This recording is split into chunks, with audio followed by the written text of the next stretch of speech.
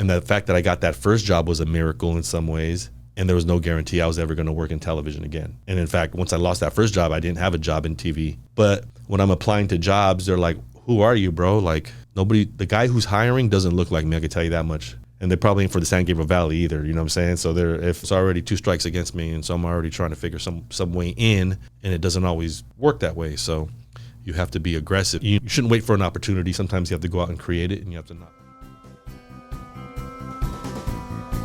Welcome to the SGV Master Key, a show where you will hear personal stories of triumph over failures and how others successfully navigated the unique landscape that is the San Gabriel Valley. What makes us different? Well, just like you, we have chosen the San Gabriel Valley for our home or businesses or both. We believe it is the people and small businesses that make this community great, and we love to share their stories with you. We always encourage your questions and feedback, and you can find all of our contact information at sgvmasterkey.com. Here are the hosts for the show, Russell Mono and Scott Warmoth. All right, welcome back, SGVers, to another episode of the SGV Master Key podcast. If you haven't already, please hit that like and subscribe button. And if you're new to the show, welcome. On this show, we tell the stories of the people who make up the San Gabriel Valley, and it's where we live and work, and everyone here has an interesting story to tell. We were discussing how we bring in guests to the show, Scott, our dialogue in the beginning. And one of the things that I found interesting about our guest today is that he has a degree from Biola. And I'm interested in particularly Christian apologetics, but we've had some conversations around that subject before.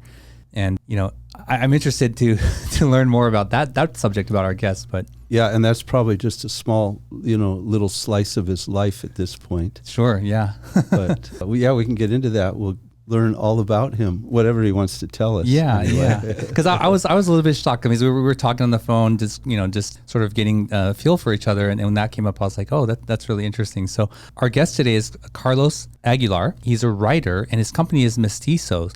Welcome to the show, Carlos. Oh, well, thank you. My pleasure to be here. When I got wind of an SGV-focused podcast, one, I wanted to listen, and my friend Alberto Martinez plugged me into you guys, and I watched his episode with beaming enthusiasm and pride, because not enough people talk about the San Gabriel Valley, and I think it's important, and I want to commend you guys for doing this work. Well, thank you.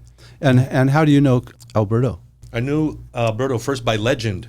Oh, is that right? And then by actual fact, early on in the San Gabriel Valley, there weren't too many people contributing to hip hop culture in a meaningful way. It wasn't that there weren't those of us out here, rapping and DJing and writing on walls and all that kind of stuff. It was, we were doing plenty of that, but that was really localized before the internet, and Alberto was one of the first folks to kind of harness some of that creative energy and some of that technological savvy, put some stuff online so that he can be not only a contributor to culture, but a broker of culture, which is what, sometimes what a pioneer allows you to do. Being a pioneer allows you to do, and being a producer allows you to do. And so, I had heard about Alberto. We had a mutual friend who had actually been telling us about each other, and it wasn't until actually maybe 10 years after I had heard of this guy who had run a pretty popular website, who was also Mexican American, who was from the San Gabriel Valley, who went to the same high school as my younger cousin. And so it was like these circles were closing in, and then I had a colleague who had worked with both of us and said, hey, you guys should meet.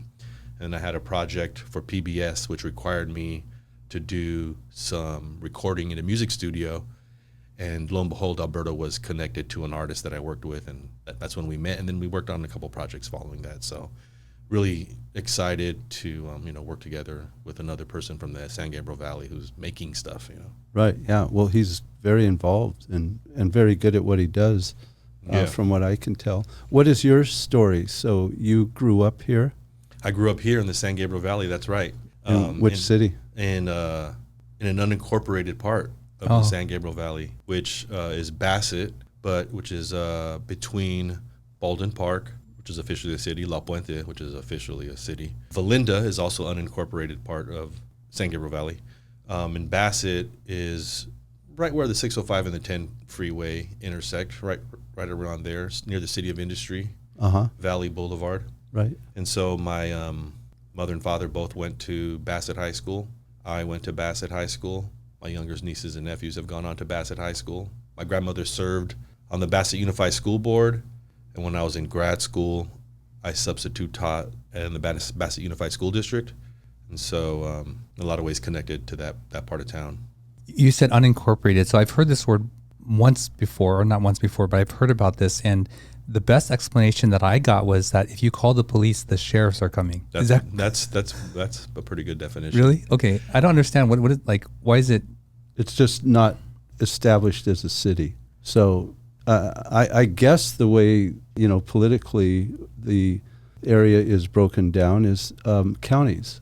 And then if a city wants to form in that county, it can form. That's incorporating a city, but otherwise it's just part of the county. And the county board of supervisors then, of course they govern all parts of the county, but we would often reach out to the county board of supervisor representative to address some kind of civic concern.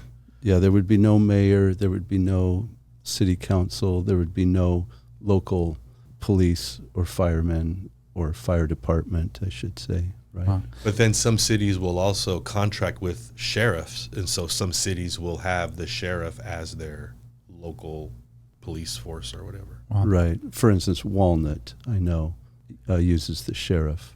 I see. Well, that was an interesting tangent there. No, well, that's all civic. Well, it's important because, for better or worse, those types of jurisdiction end up defining kind of life in the San Gabriel Valley, the ways that the neighborhoods are divided. Yeah. We had our own school district in Bassett. So while we didn't have a mayor and a city council, we had our own school district.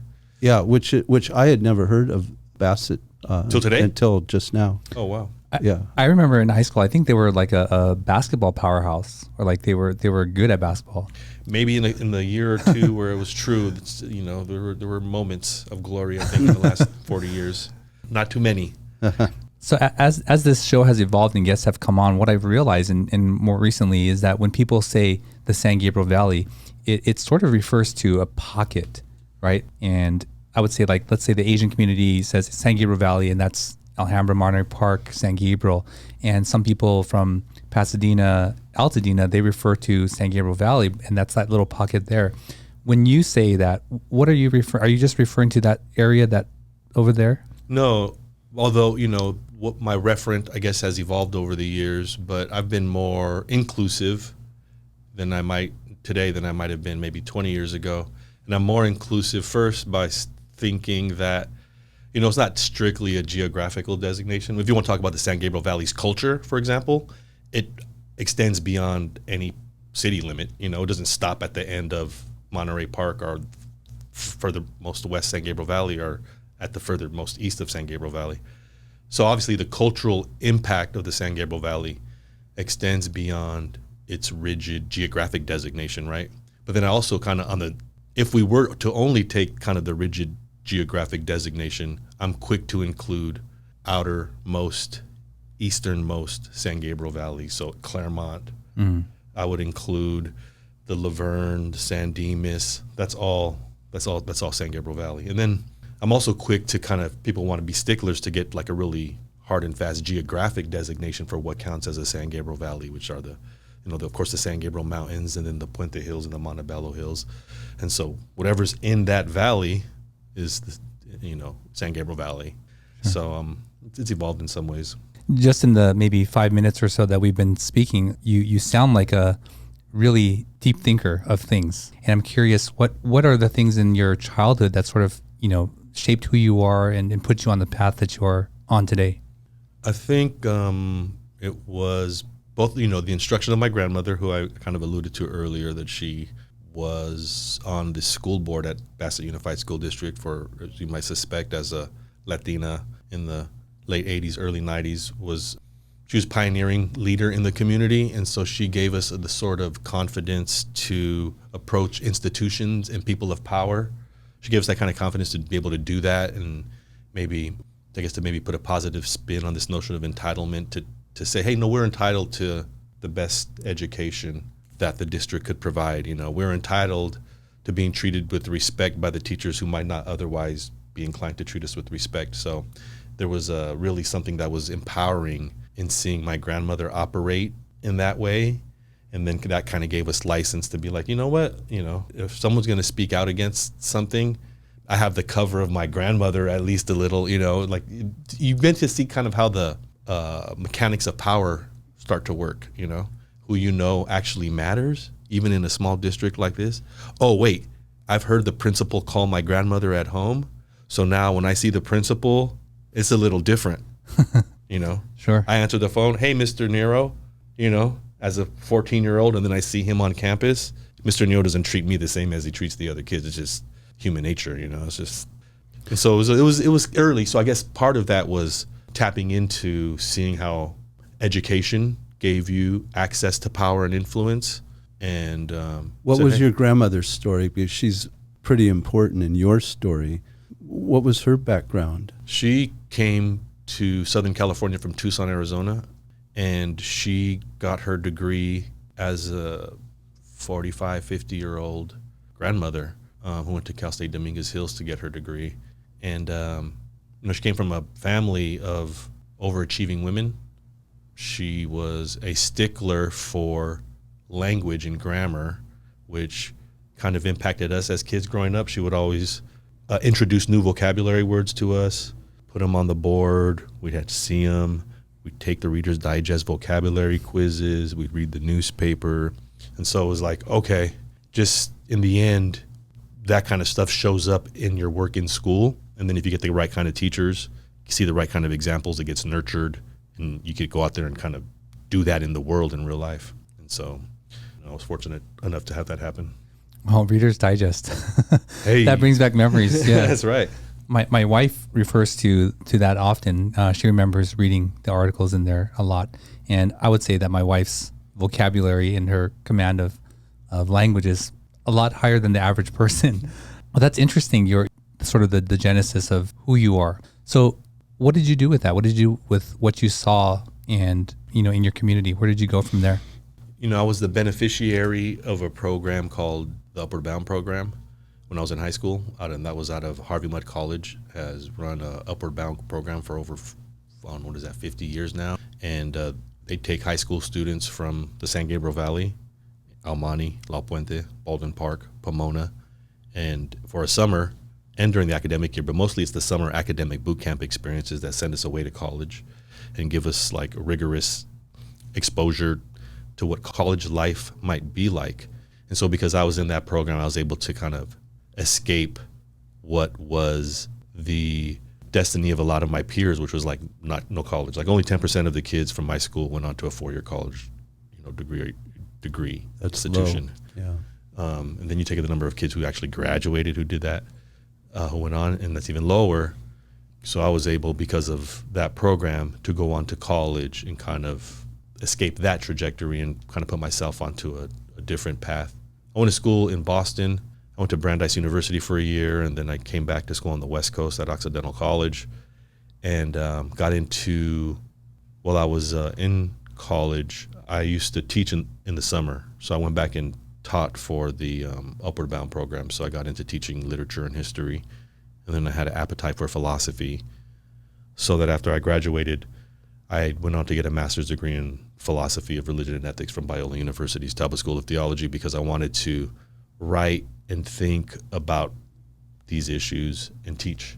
But at the same time, I'd always been a practicing artist and interested in the creative arts. I was a rapper, for example, and I wrote for the school paper. So I applied for a TV writing position after I graduated from seminary and got my first TV writing job. And that kind of launched, like a 12-year career writing and producing for television. What kind of things did you produce and write? I worked first for a company that produced for Telemundo's English language netlet called Mundos. And, there's this emerging demographic, San Gabriel Valley is most representative of it, of English-dominant, English-speaking Latinos. We watch ESPN, not Univision Sports, you know what I mean? So that's a booming demo. Telemundo wanted to create a network for them. They did, and I produced a bunch of like magazine style shows for them. And then I got a job at Associated Television International, where I worked for almost probably 10, 11 years. And there I produced, documentaries, just, straight sit down documentaries, as well as some reality shows like Bristol Palin's Lifetime reality series. I produced a show called Heroes Among Us, which sent me around the country interviewing people who've rescued other people, and the rescue was caught on tape. Rescued from disasters, of accidents, you name it. I mean, I worked on the Marie Osmond talk show for Hallmark. I produced on the Daytime Emmys. I was on staff there, so basically almost. At Marie Osmond's show? On Marie Osmond's show, I was on staff, yes. Oh, because I had a friend who worked for her. I went to one of her shows. Recently? Like maybe No, 10 years ago? It was within the last 10 years, yes. Okay. It was, I think, out in... Van Nuys? Yeah, probably. Yeah, right. yeah. Yeah, if it was the Hallmark show, that was the show I worked on. Yeah, so as I was on staff, I'd be called to work on a range of shows, sent me all over the country, producing these stories.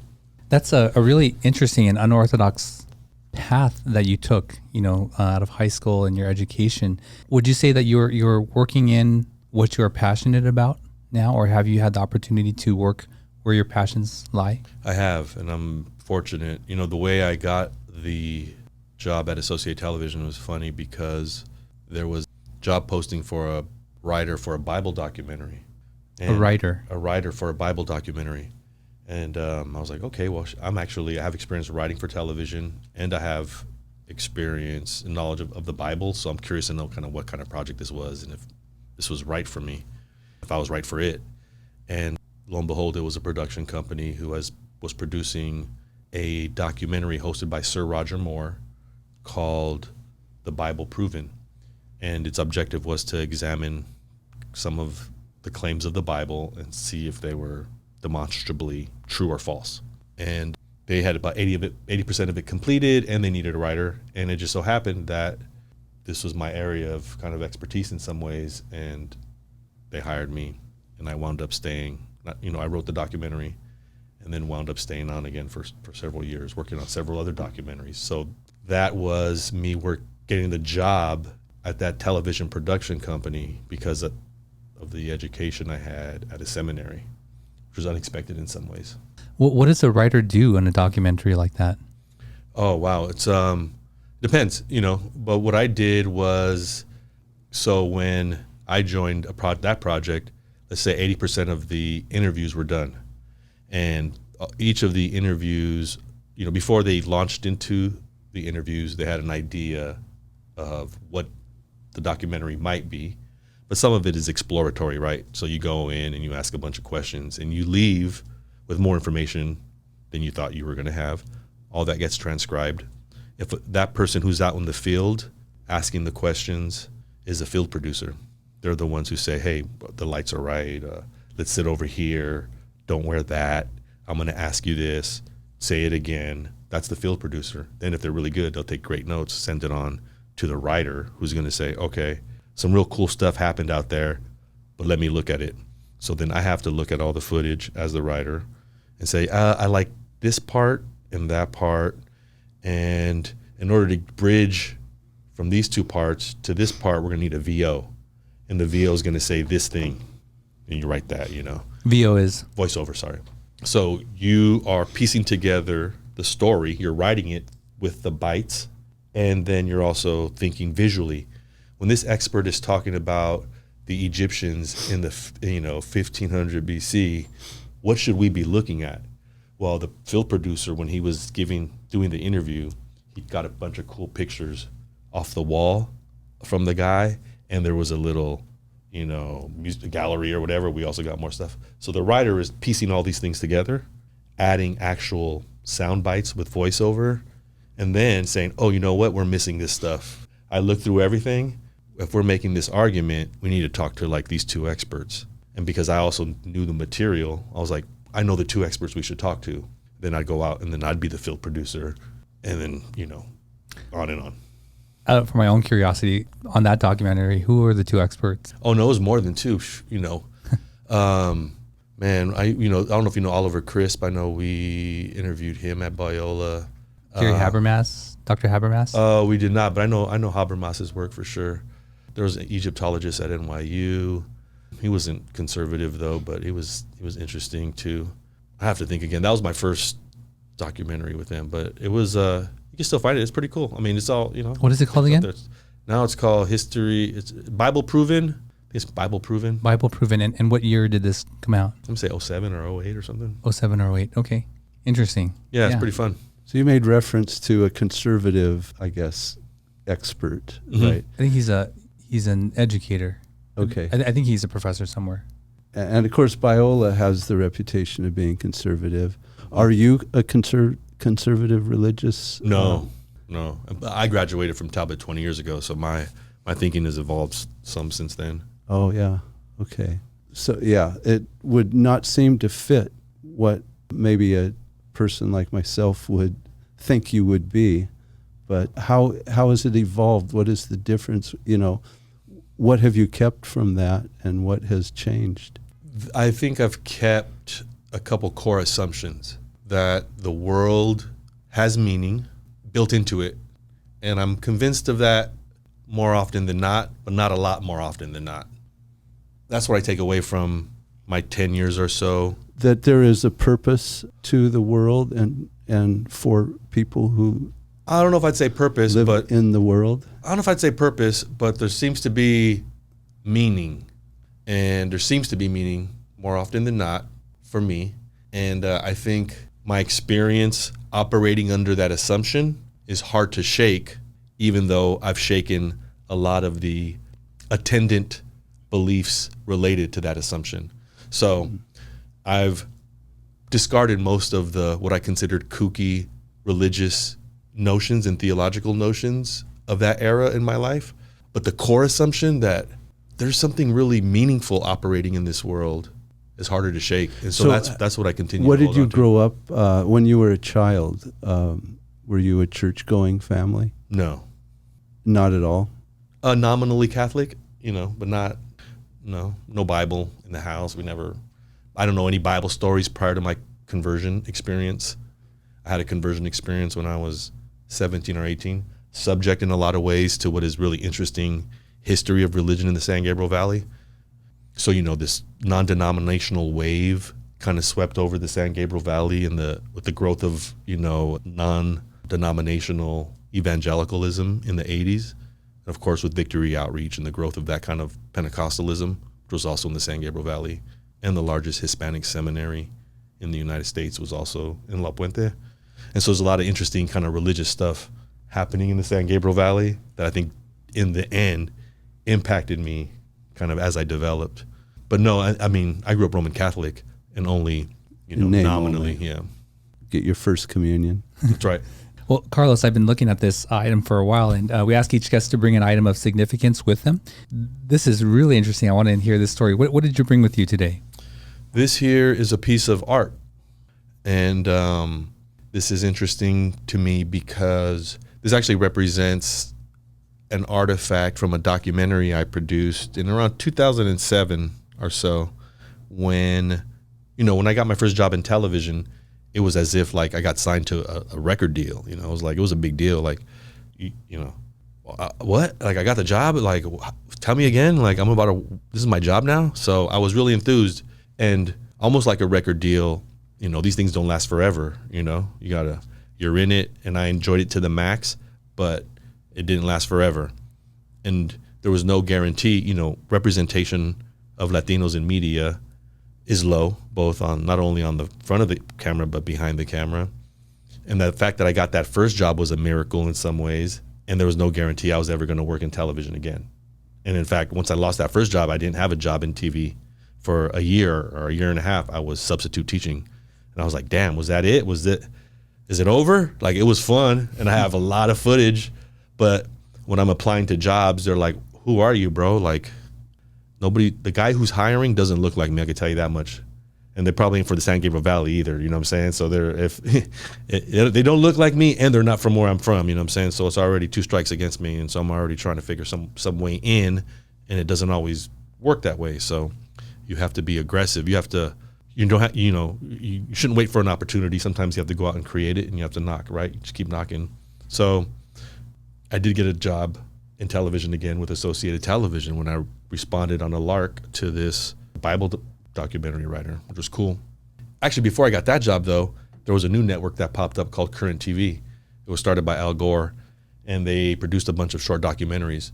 And when it popped up, I was like, oh, well, I don't have a job in TV now. Maybe I could go work at this place. Let me get an application together and let me produce something.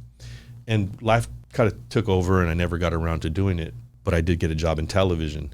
But as soon as I did that, I went back to this network and started pitching stories so I can continue to do work and have more for my portfolio. And so the first story I pitched to this network at Al Gore's network called Current TV was this story about an artist who took old cans. Well, one, it's a local artist from the San Gabriel Valley. He's younger than me, so it's like the next generation. And he took old cans from graffiti and, various materials depending upon which can he was working on, and made art pieces out of it, reclaimed it, and sold at galleries.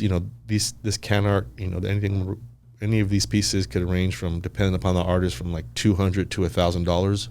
And so to me, this piece really symbolizes a couple things. One, you can make art out of the stuff that's in front of you. Two, this reminds me that not to sit back and wait for someone to ask me to do something, to maybe take some initiative, hit up the network, pitch them some stories. After this, I went on to do a dozen short documentaries for that network, all paid, of course, and was able to tell a lot of stories from my community, and all because I took some initiative. And it's also an artist from the next generation, so it's also important just to pass it on, pass on opportunity. What is the name of this particular artist? His name is Alero, Alero. Nice. And for the listening audience who can't see it, could you describe it?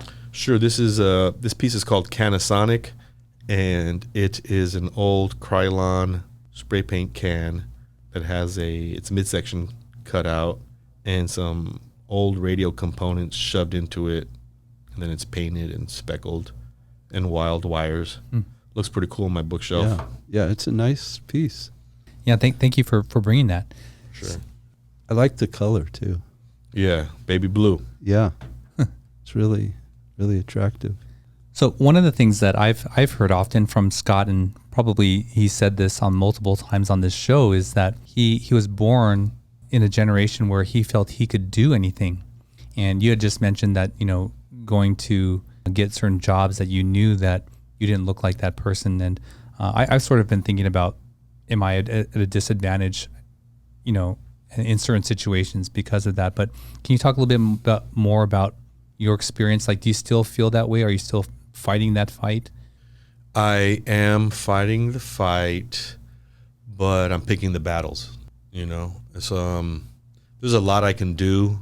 One interesting thing about the San Gabriel Valley and Los Angeles, Southern California, is that it's majority minority, So in a lot of ways, I don't need, for media ventures, for business ventures, as I operate, although I live in the city of Covina now, so it's a little more diverse. But when I lived in La Puente, for example, there weren't a lot of white people who were around. So there are a lot of Latino consumers. There are a lot of Latino viewers. So in some ways, there's no need to what sometimes people call operate under the white gaze, because I can just talk to my audience and not really trip about who is or isn't resonating with. Now, I produced content. I can tell you this, which was illuminating. I was a finalist in NPR's search for the next great comedy podcast, which was held by the producers of Car Talk, if you know that show with Frick and Frack. Yeah. And they were looking for a comedy podcast to replace that. They had a nationwide competition, 400 entrants, 40 semifinalists, 3 finalists. I was one of the finalists. And so as part of the finals, I pitched, I made a sample audio, and then I pitched in front of a panel remotely to NPR's board. And one of the questions one of the white executives at NPR asked me was, why would a white person want to listen to your show? My show it was Latino focused, but it was all in English, and it was a humor based show, like a mix of real news and fake news. But the listener wouldn't know which is which; they'd have to determine or whatever. It's pretty funny. But he was earnest and all serious. He was really serious. Like, why would a white person? This is what he said. Why would someone in Minnesota listen to your show? Which I took to mean, why would a white person want to listen to your show? And I was stymied at first. You know what I'm saying? Like, oh wait. And I was reminded, well, Blackish is the #1 show in America. That means white people are watching shows that aren't about them. You know what I'm saying? Somewhere. And then 2, who cares? You know what I'm saying? Like, there are enough non-white people who could listen to this to make this show popular. Like, sir, I don't know and don't care what people in Minnesota are going to think about this show, because that's not my job to make something for everybody, you know, in this particular case. So that was a recent experience where I thought that was a clear case where people in charge of media budget were saying, I don't think we should go with this because white people won't listen to you. Like, okay, well, fair enough. You're in charge. Oh, that's interesting. So yes, I think and then, you know, trust me, I work with the biggest names in entertainment at my 9 to 5, and there's no shortage of eyeballs on the stuff. You know, however stymied that might have been for me, like, I work with the biggest celebrities and their stuff gets seen by millions of people. So there's no shortage of opportunity.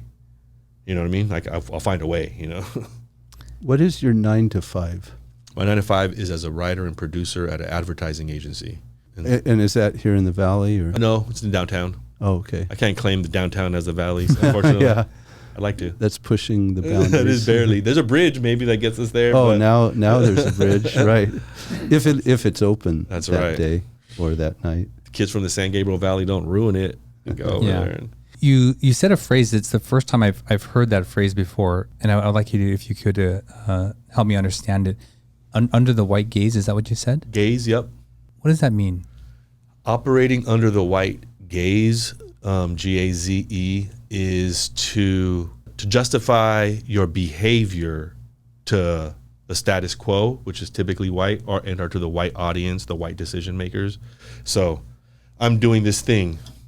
Wait a minute, I need to stop and explain. Wait, there's white people watching. I need to explain for the white people what's going on. And you'll see a lot of media is made, a lot of ethnic media is made. Not all, obviously, there's some, but there is a lot of white media, ethnic media that is made to satisfy white curiosities. And so there's a lot of explaining, you know? And then you get moments like this show, The Res, on Hulu. Have you seen this? No. About Native Americans on the Res? Watch that. I've heard of it. Watch yeah. one episode, FX, and you'll say, oh, wait, what's so different about this show? It tastes different. They're not stopping to, I just feel like I got dropped into someone else's world, and they're not stopping to explain anything for me. You know what I mean? Okay. So there's some of that, you know. Got it. Wow. That's interesting. And that's a real, you know. The Res. The Res, Yeah, you know, FX, yeah. Definitely going to check that out. Well, I want to get into another topic, but before we get into that, let's thank our sponsor, Warmoth Law. At Warmoth Law, they believe that just because you speak a foreign language, come from a different culture, or simply don't know how to navigate the legal system, that should not prevent you from compensation from injury or receiving benefits. They've been helping SGVers like you for over 38 years.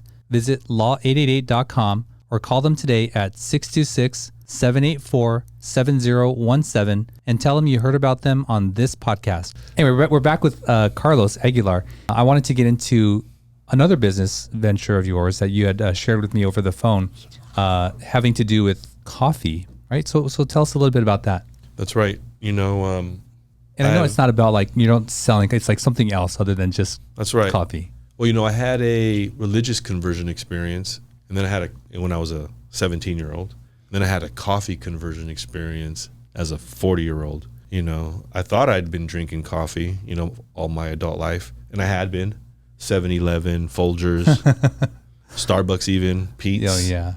And I thought I was doing the thing until a buddy of mine was showcasing his coffee competition skills on social media. And I was like, wait a minute, you're competing in coffee making? How does and he came by our advertising agency upon my invitation and to show us what this competition level coffee was all about.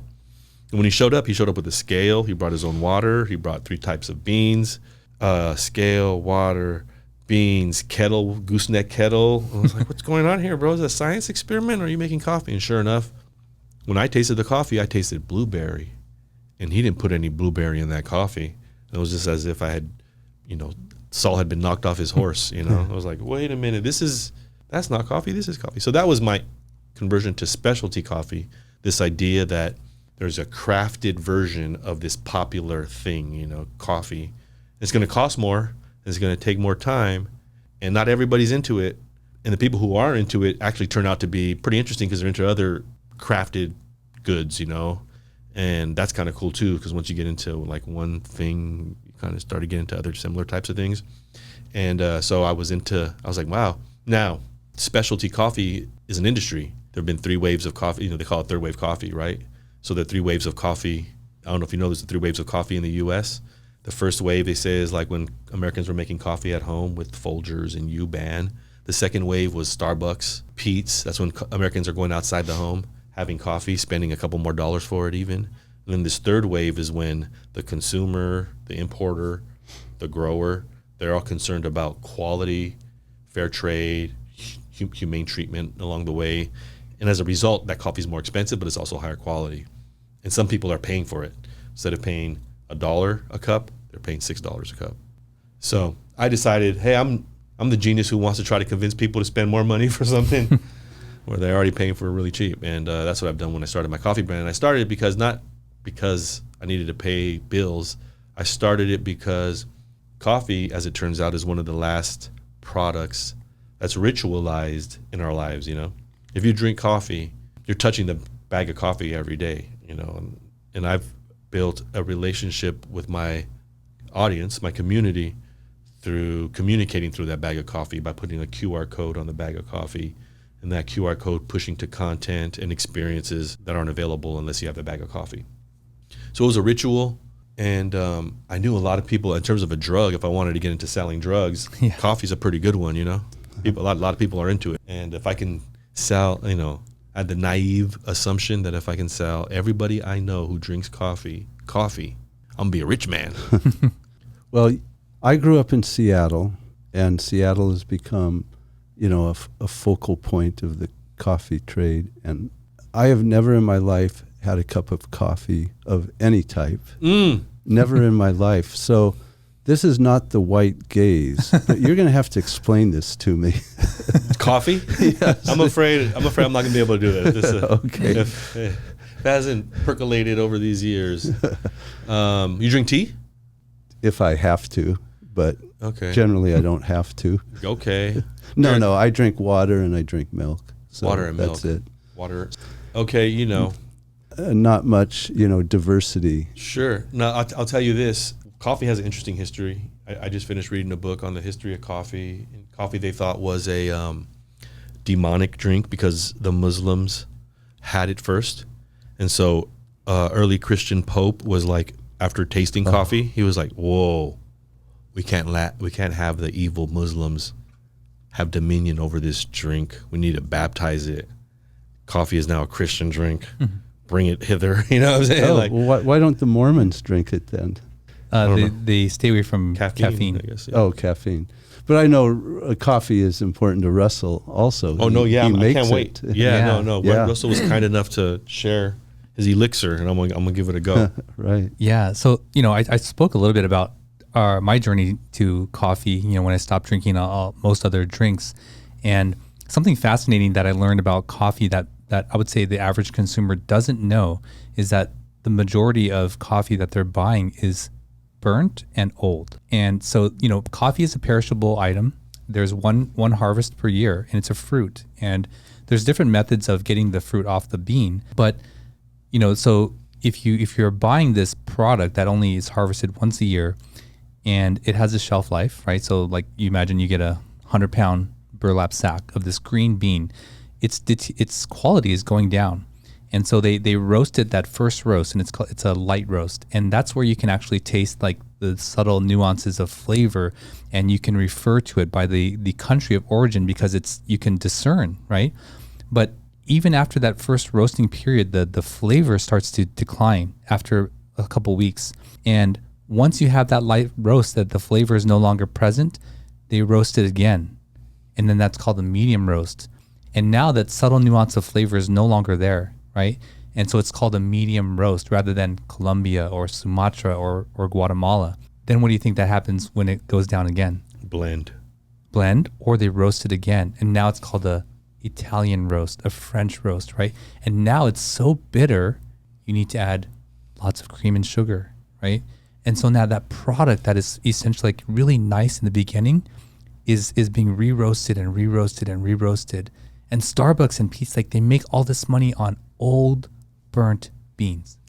Now It's crazy. There's a tragic philosophical kind of truth to be discerned here. Because what happens, the next step is that people end up preferring the inferior to the superior. Absolutely. And that's when that's when I have an uphill battle. You know, not only, I mean, you can extend that to a bunch of areas in life where people opt for the inferior to the superior.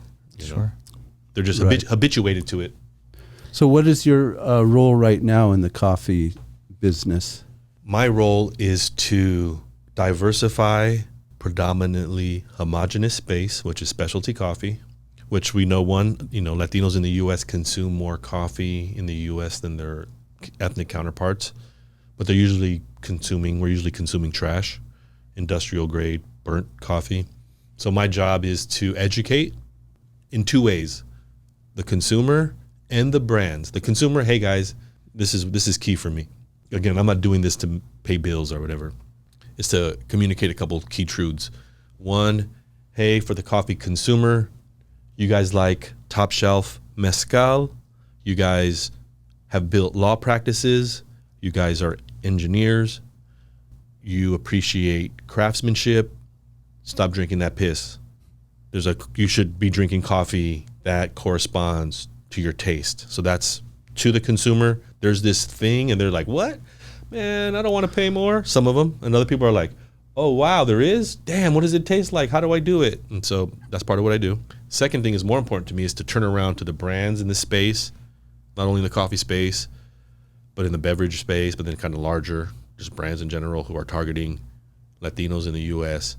is like, yo, we value and will pay for expensive goods. Have you seen our sneakers? Have you seen our cars? You know what I'm saying? Like, have you seen us at a bar? Like, we'll spend dumb money out here. You know what I mean? So don't forget it. Stop thinking we're immigrants who live 15 to a house and you have to sell us on the cheapest stuff. You know what I mean? That's not us, bro. Sorry. You know, so that's really what I'm doing, because as, you know, working in advertising, I work with the biggest brands. I work with the biggest celebrities, and a lot of the biggest brands aren't connected to the Hispanic consumer in a meaningful way. Is that what you're doing with your ad agency? You're trying to focus business to yes and the no Latin market? Yes and no. Here's the kicker. Here's the best news I'm going to be able to share here today, and why the San Gabriel Valley is prime for like being an example for the rest of the country. We're the new majority. Like, there is no, like, the good news is, like, we don't, like, if any brand wants to reach the people aren't white anymore. You know what I'm saying? Like, the majority of us are not white. So so the brands who are, at least if you look at the 5 biggest cities, who's spending the money in those cities. So that means that what used to be the schematic in advertising was, yes, you'd have an agency who focused on Hispanics and on blacks and on Asians, and then on the general market, which was code for white.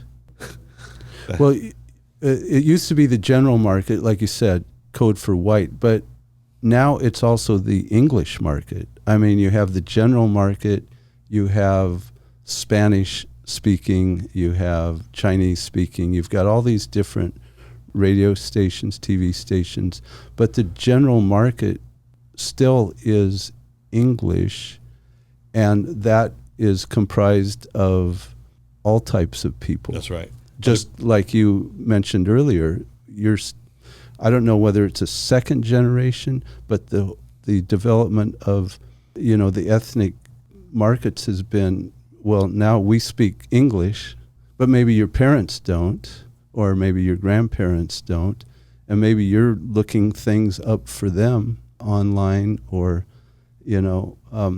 so is there actually, you're in the business, what is the general market now? Well, you can have a general market that is English dominant, but has more than one tone, or your campaign ought to have more than one tone. So if you're a brand and you're targeting the general market, you're acknowledging it's multicultural, it's ethnically diverse, and you think that you could get away with one single. So whereas before you might have said, we need to do an Asian piece of advertising, we need to do a Hispanic piece of advertising, and then we're coming back and saying, hey guys, we're actually part of the general market now. Like, stop thinking of us as being in these ghettos. And if the brand then says, oh, shoo, good, we don't need to create Hispanic or Black or Asian specific content, we're just doing the general market, we save money. We coming back and saying, no, you're getting the message wrong. We are part of the general market, and yes, this is going to happen in English, but what that look and sounds like should reflect the way we speak and live our lives, So yes, it's in English, but that shouldn't be code for white, It might be English with an accent. Awesome.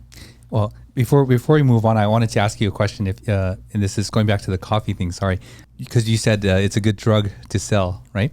So the drug is caffeine. Do you know what is higher caffeine content, a light roast or a dark roast? Yeah, they say the light roast. People, that's another funny thing about where my training as a philosopher comes in handy with coffee. Is you get to kind of use some precision in language. People are like, I want strong coffee. Is a coffee strong?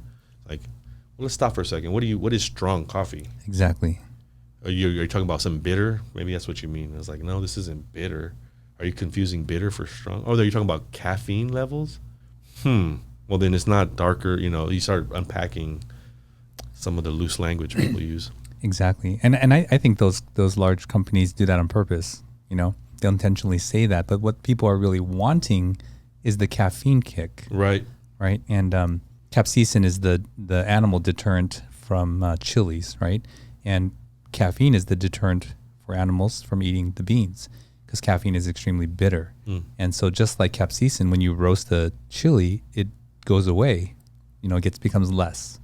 And the same thing is true with the caffeine in a coffee bean. So essentially the people who are drinking these really dark espressos and getting 4 extra shots, it's basically nonsense. And it's like, you're going to be, there's going to be, Plato's Allegory of the cave. Yeah. The guy who goes back into the cave with like, hey, these things that we thought were birds and trees and the sun, those are just a shadow. Like, there's a real bird and what they want to do, kill them. So if you come and tell people that what they're doing is fake and wrong, they're going to want to kill you. Well, they can keep drinking those, for Socrates, those drinks. So, well, now we want to get into a segment of the show where we get to learn about your favorite places in the San Gabriel Valley.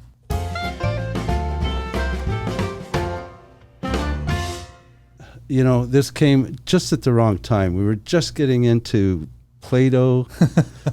We could talk about Socrates, Aristotle. Oh, those conversations would go, hours. The Allegory of the caves. What a great piece of writing that is.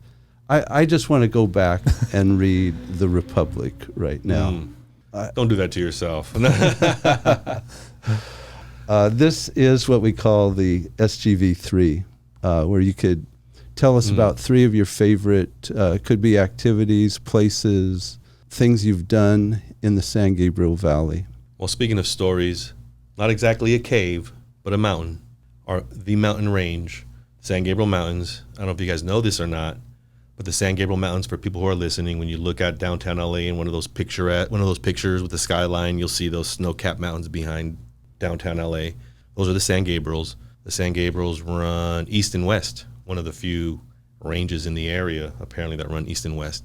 And, the San Gabriel Valley, this is something we should all be proud of, is actually the birthplace of the universe, according to the natives from the area. There's a creation myth which involves Mount Baldy. I don't know if you guys are familiar with it. I've never heard it. No. So, this is a creation myth believed by various groups in the area, sometimes called the Gabrielino, or the Serrano. Those, of course, like Latin names or whatever. Well, not the Hohamunga?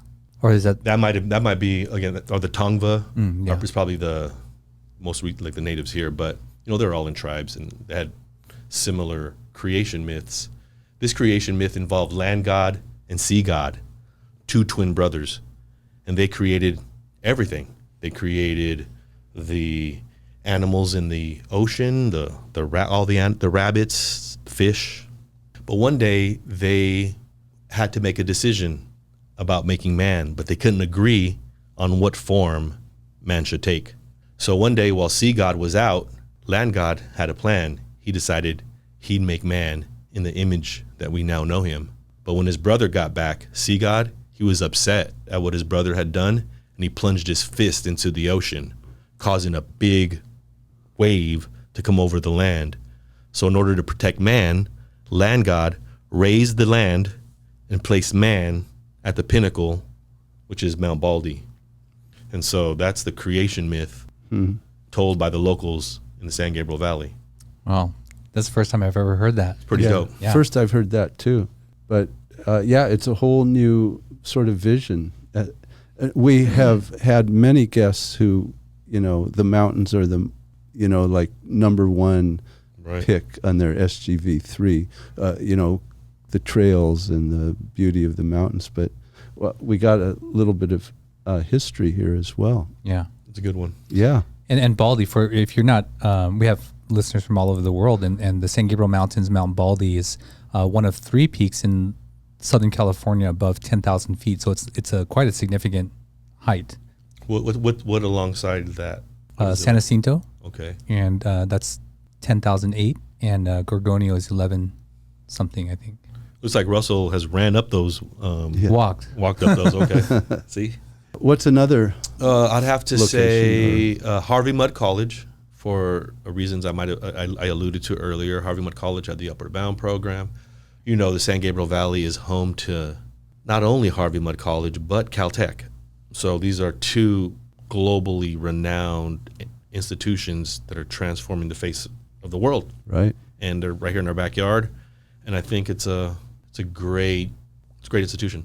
Yeah, it is. That also, we have noted many times that just the world-class institutions that are in the San Gabriel Valley, certainly Caltech and the Pomona colleges, and, Harvey Mudd is one of those, I guess, or it's one of the Pomona Claremont colleges. So, yeah, we're just blessed with, like, world-class institutions. Right. I'm glad you returned to that, because you said that earlier in the show, and I wanted the listener to know what kind of college that was. It's a really prestigious college. Isn't that more technical than the other ones? It is. Yeah. Yep, it's engineering. Engineering, focus, yep. Right.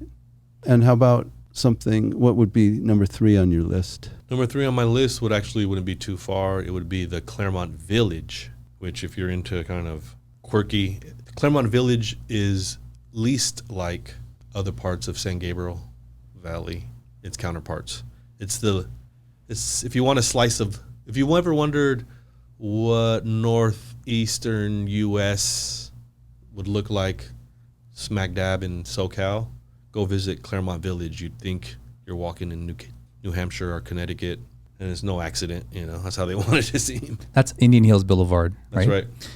This is a return to our very first guest, Andrew Rodriguez, the mayor of Walnut at the time. That was one of his SGV3. Do you remember that? That's funny. I don't remember that. Yeah. How about this? Not only do I know Bo and Sam, your most previous guest, but I know Andrew because we both go to the same boxing gym, really? Azusa. Oh, did you know he was a guest on the show? No, when I looked at the lineup, I was like, that guy looks familiar. Huh. It looks like the guy at my gym. Oh, yeah. It was. Yeah, tell him hello. I will. I've known him for years, ever since actually he was elected at a pretty young age. He was the mayor of Walnut. Yeah. Yeah, that's great. Yeah. Yeah. Well, Carlos, thank you for sharing those with us. What's in store in the future for you, and how can people sort of see what you're doing? The website for Mestizo is mestizo.coffee. I do a funky thing with coffee where I'll collaborate with artists, hip-hop artists mostly, to release a roast. And if you buy the bag, you scan the bag and it takes you to an album. So if, I'm experimenting, I'm just having fun, connecting artists to communities and just, trying to make fun stuff, put it out in the world. And can you spell that, Mestizo Coffee? MESTIZO.coffee. And I have a dad blog called BigBrownDad.com. And you can keep up with kind of what we're doing on the family side at BigBrownDad.com. BigBrownDad.com. Awesome. Well, Carlos, thank you so much for coming in today and sharing your story with us and with our listeners. I really appreciate it. And I hope you enjoy the coffee and let me know what you think. We'll do. I'm kind of scared more so than anybody else that I've ever No. shared it with. So I'm charitable recipient. So thank you. All right. Thank you for being on the show, Carlos. Well, that's our show. Thank you for tuning in. And as always, you can find us at sgvmasterkey.com. Drop us a comment and like, share, and subscribe. And we'll see you again next week. Thanks for checking out another episode of the SGV Master Key. You can find the full back catalog of the SGV Master Key at sgvmasterkey.com and wherever you get your podcasts. This show was produced and edited by Russell Mono and Victoria Allers of Kind Monster Productions. Thanks again for listening or watching. We'll see you again real soon in the next episode. Nice mother. No, kind mother.